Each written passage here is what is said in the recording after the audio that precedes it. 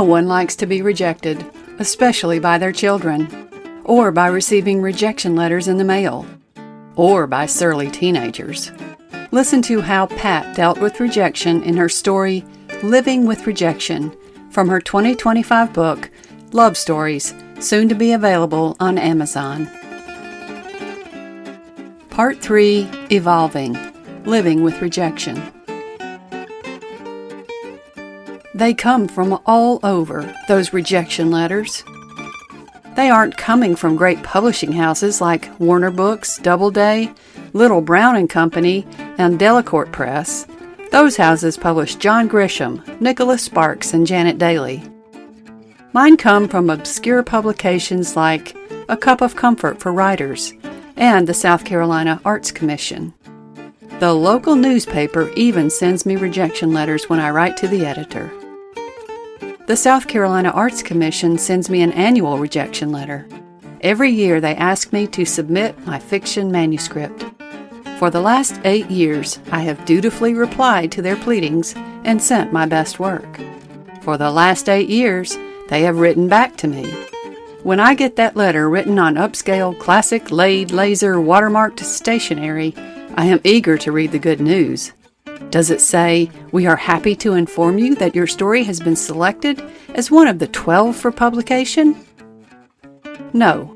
The letter begins with a report that mine was one of 200 manuscripts received. It goes on, "Unfortunately, your manuscript was not one among the 12 chosen for award and publication." This sentence is etched in my brain. So far, I haven't resorted to papering my bathroom with rejection letters as I see other writers do. Surely there is a use for these carefully written letters. What am I doing wrong? I guess every writer wonders how to live with those rejection letters. I won't let the South Carolina Arts Commission decide how I feel about myself. No way. I can live with their brand of rejection. After all, I am a parent, and if anyone knows and feels rejection, it is parents. Parenting for over 50 years has made me immune to rejection. It begins in infancy when the beautiful baby I nursed for months begins to speak. What does she say first? Mama? No, a baby is programmed to speak her first word as Dada. That same scenario continued through the next 6 children. I'd begun to get the point that children reject mothers early on. It doesn't end with learning to speak Daddy's name first. Sending a child off to school is traumatic for moms. I was humbled when Nancy told me, "Don't come to meet me at the corner. I don't want my friends to see my mother and my brothers." It wasn't just me she was rejecting, it was her entire family. I managed to get over the elementary school brand of rejection. Adolescence brings a whole new world of coping for parents. Everything we parents value must be tested and rejected until the teen gets to be an adult. Music was among the first conflicts. I endured the Beatles, the Rolling Stones, Van Halen, Kiss, Judas Priest, and Black Sabbath, coming from the boys' room. They rejected my Peter, Paul, and Mary records. I began to reject rejection from those teenagers who inhabited my home. I didn't reject them. I rejected their rejection. That proved to be my life-saving device. Eventually, these teens became adults and later, parents. I thought rejection was a thing of the past. Mom and Dad became grandparents and a source of babysitters. "Would you help out when she has the new baby?" This was a call for help. It lasted until Grandma suggested that maybe it wasn't really necessary to wake the new baby sleeping peacefully because it had been 3 hours since she nursed.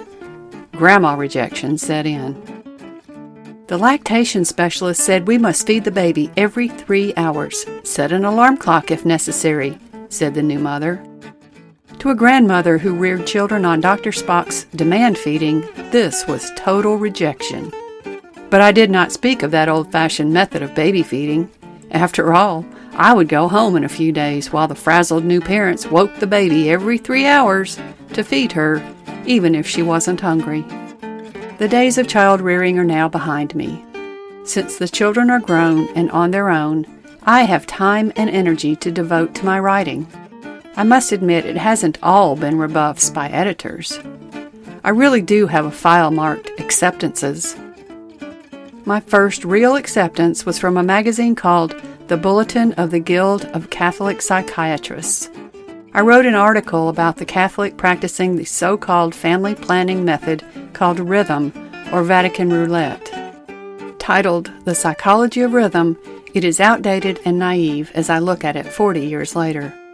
My husband and I must have done something wrong. As I wrote the article, I was the mother of 6 children. Later, a 7th came along. But it was published in a magazine, and I saw my name in print below the title. It was enough to get me writing seriously.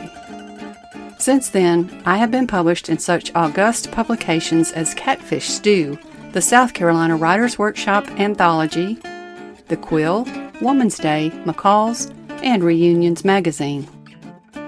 The Greenville News occasionally elevates the editorial page by publishing one of my letters to the editor. If being rejected has taught me anything, it is this. Being rejected tells me that someone read the material I sent. At least I got an acknowledgement of my submission.